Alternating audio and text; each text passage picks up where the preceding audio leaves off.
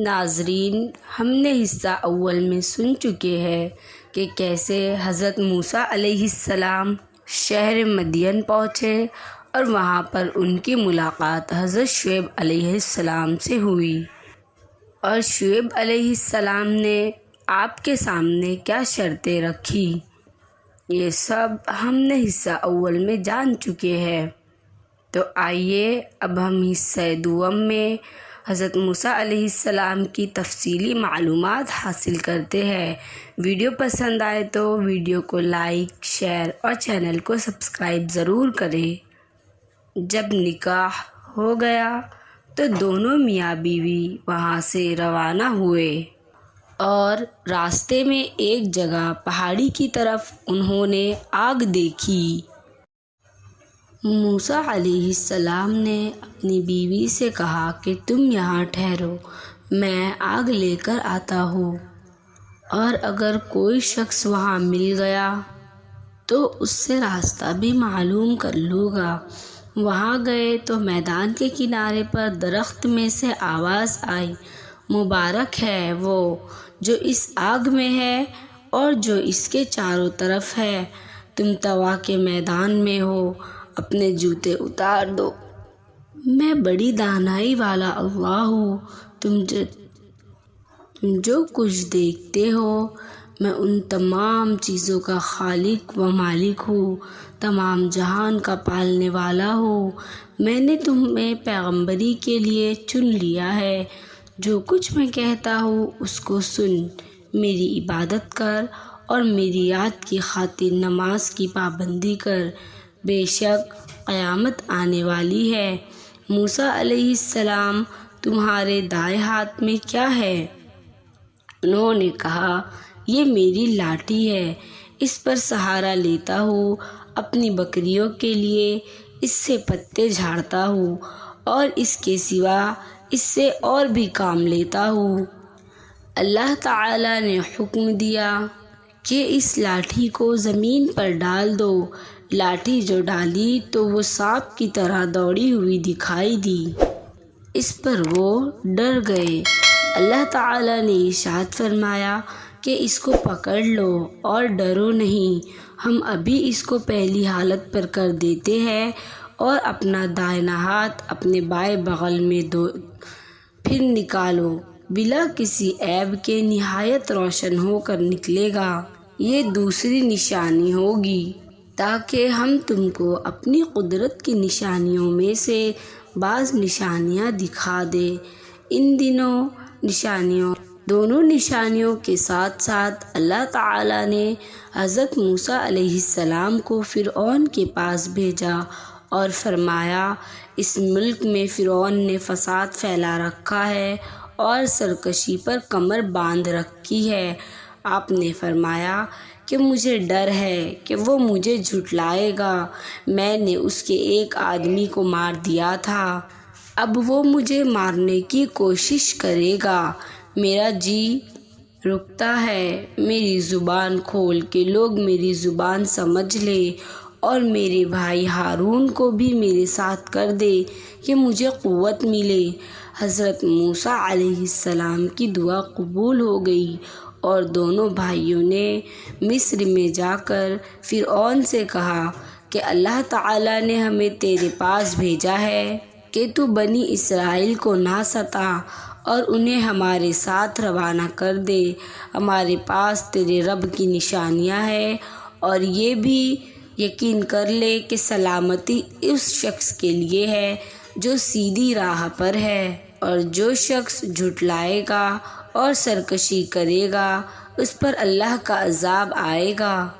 فرعون کے پاس اللہ کا پیغام پہنچا دیا گیا، مگر اسے اپنی حکومت، فوج اور خزانوں پر گھمنڈ تھا، اسی لیے وہ برابران سے بحث کرتا رہا، اور جب ہر بات کا اس کو ٹھیک ٹھیک جواب ملتا رہا تو اس نے موسیٰ علیہ السلام سے کہا، تم بچے سے تھے جب تم ہمارے گھر میں آئے، اور ہم نے تمہیں سال ہا سال تک اچھی طرح پالا اور رہا احسان جتلانا پرورش کا، سو وہ یہ نعمت ہے جس کا تو مجھ پر احسان رکھتا ہے کہ تو نے بنی اسرائیل کو سخت ذلت میں ڈال رکھا تھا، اور جب تم نے میرے قتل کا ارادہ کیا تو میں مدین چلا گیا، پھر اللہ نے مجھے دانائی دی اور اب رسول بنا کر تیری طرف بھیجا۔ فرعون نے کہا، اور تم نے وہ حرکت یعنی قبطی کو قتل کیا تھا اور تم بڑے ناسپاس ہو۔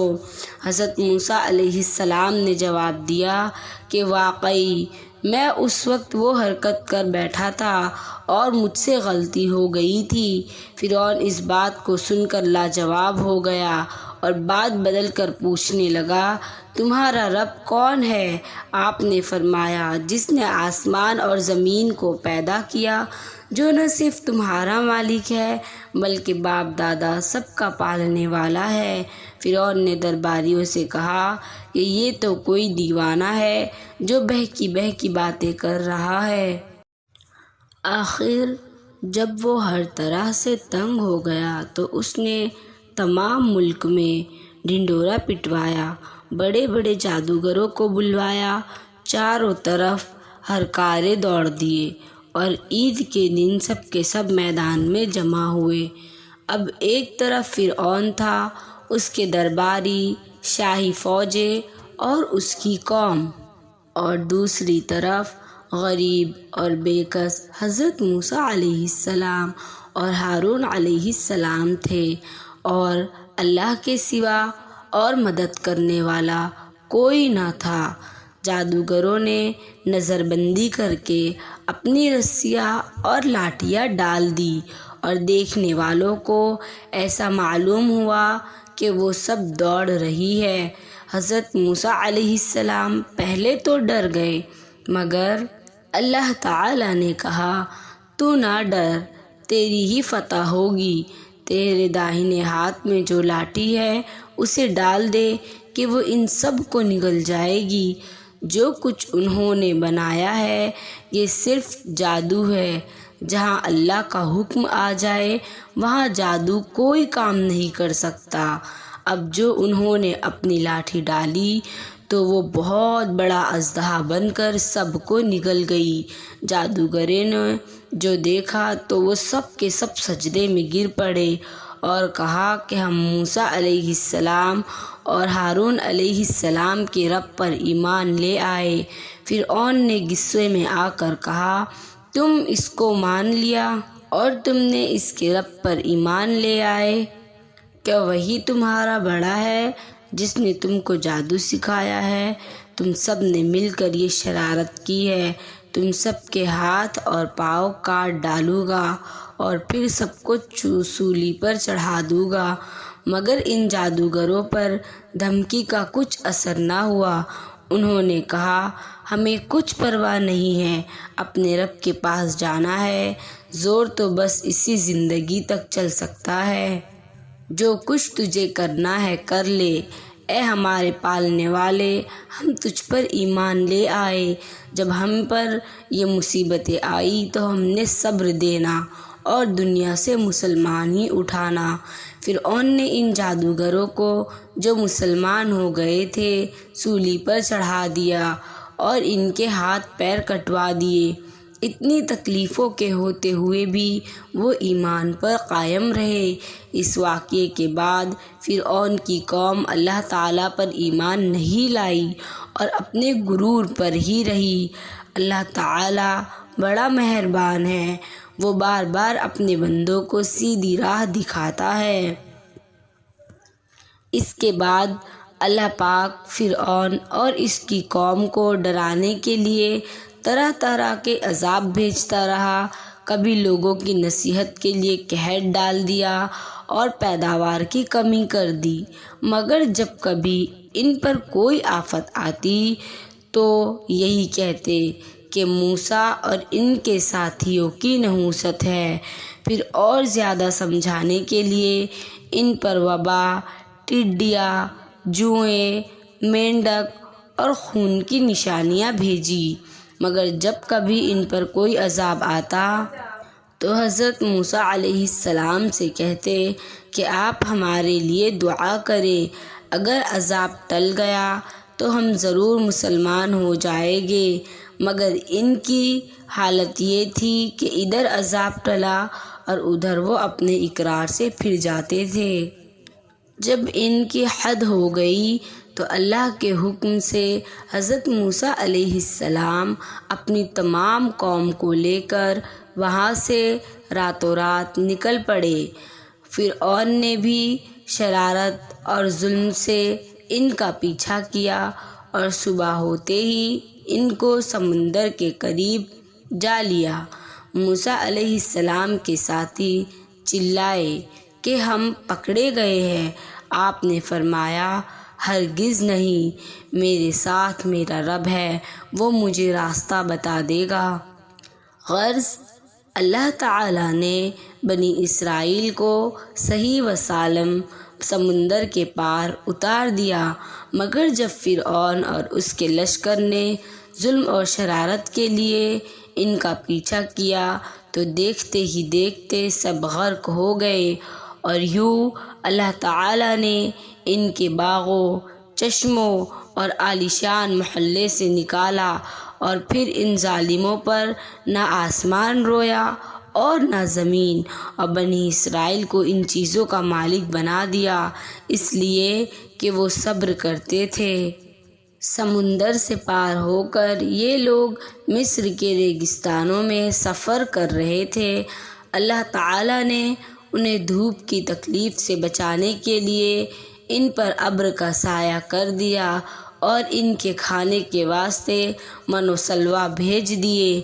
ان کو 12 قبیلوں میں تقسیم کر دیا اور ہر ایک کے لیے پانی کا ایک چشمہ مقرر کر دیا، مگر زیادہ دیر تک وہ ان چیزوں پر صبر نہ کر سکے، اور گیہوں اور ساگ، ککڑیاں، لہسن، مسور اور پیاز کی خواہش کی۔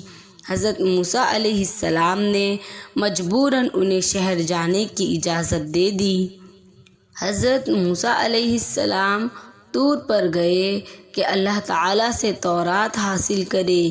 ان کی غیر حاضری میں ان کی قوم نے سونے چاندی کا ایک بچھڑا بنا لیا اور اسے پوجنا شروع کر دیا۔ حضرت ہارون علیہ السلام نے انہیں بہتر سمجھایا مگر وہ نہ مانے۔ آخر تنگ آ کر وہ چپ ہو گئے کہ کہیں ان میں زیادہ اختلاف نہ ہو جائے۔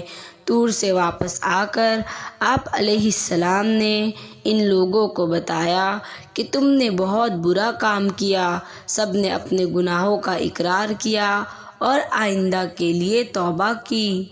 ایک مرتبہ بنی اسرائیل نے حضرت موسیٰ علیہ السلام سے کہا کہ ہم آپ کی کوئی بات نہ مانیں گے جب تک ہم اپنی آنکھوں سے اللہ تعالیٰ کو نہ دیکھ لیں۔ اس کام کے لیے انہوں نے اپنی قوم میں سے 70 آدمی چن لیے اور مقرر جگہ پہنچ گئے۔ یہاں بجلی کی کڑک نے ان کو آ لیا اور وہ بے ہوش ہو کر گر پڑے۔ اس کے بعد اللہ نے ان کو زندہ کر دیا کہ پھر ایسی بات زبان سے نہ نکالے۔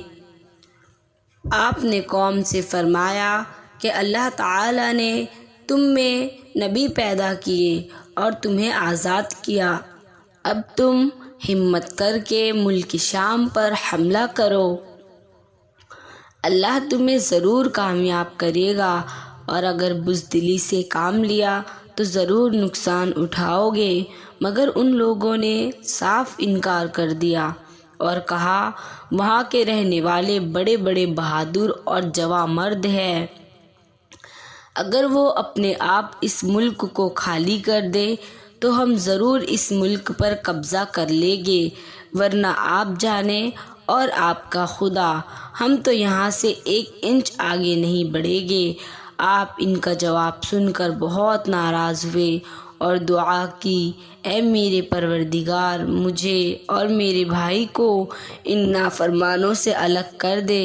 اللہ تعالیٰ کی طرف سے ارشاد ہوا کہ تم ان بدبختوں سے رنج نہ کرو، ہم نے 40 سال تک ان کا داخلہ ملک شام میں بند کر دیا ہے، یہ جنگل ہی میں بھٹکتے پھریں گے۔